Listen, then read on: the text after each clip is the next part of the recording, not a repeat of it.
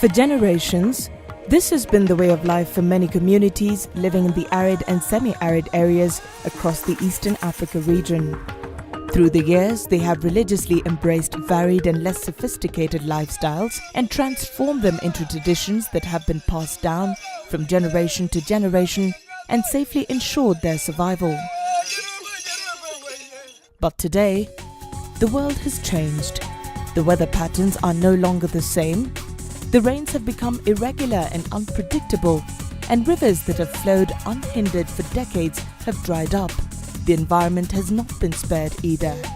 And today, severe droughts, famine and diseases have become a regular occurrence and a major threat to the mere survival of these communities.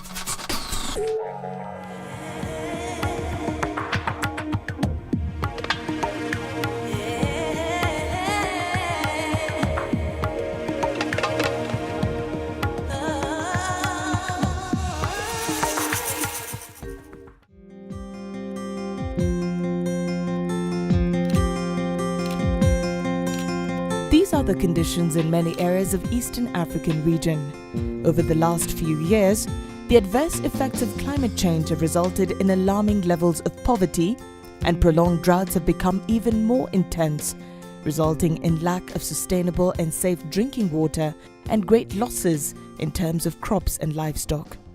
For these communities, their only hope is relief food. But this need not be the case. And building resilience of these communities to the impacts of these risks in order to reduce their vulnerabilities is urgent and a major priority. For many years, Mwingi, a dry and dusty semi-arid region situated in the eastern part of Kenya, has become a perfect example of this and the home to severe and prolonged droughts, devastating famines and alarming poverty levels, which are characterized by lack of access to basic needs such as food, education and healthcare. Although this was attributed to poor rains, poor farming methods also played a role in all this.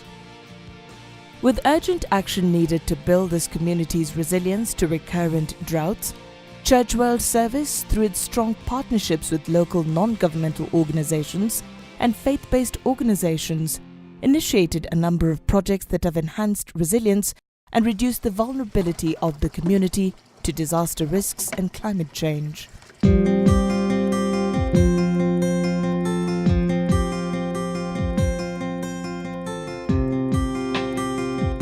These include training the community in appropriate farming methods, providing them with certified seeds, and encouraging them to plant early maturing and drought-resistant crops such as sorghum, green grams, and cassava. Today, the dry and dusty region of Mwingi has been transformed into this.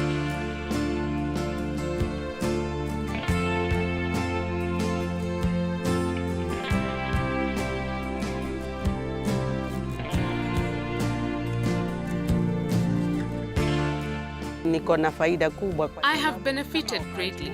I now grow fruits and can sell them and buy food and also pay school fees for my children. Since I started keeping chicken, I no longer buy eggs because the eggs are now available at home. I am happy that since I embraced this conservation agriculture, there is no time we have gone without food in my house.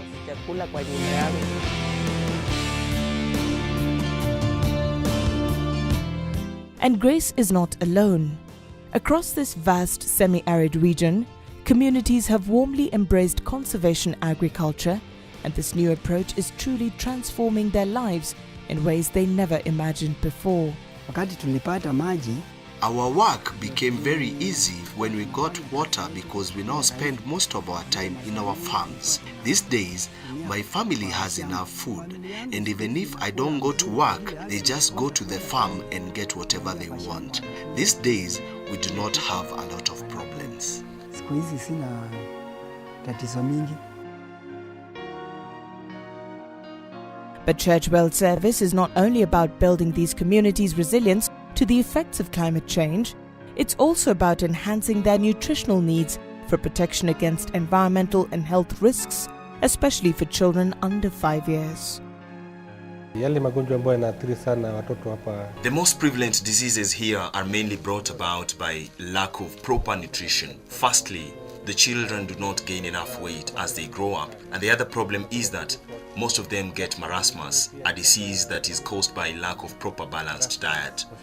The other disease that is prevalent in this region is kwashiorkor, which is also caused by lack of a proper balanced diet.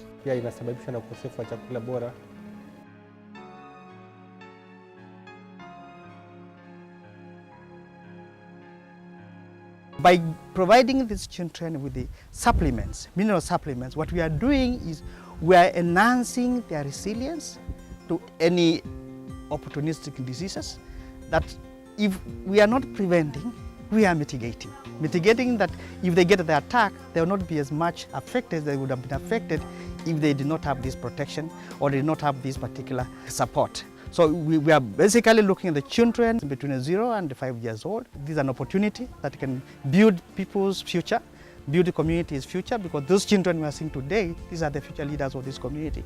And if we don't invest at this time when the children are young, we don't expect these communities to develop in the future.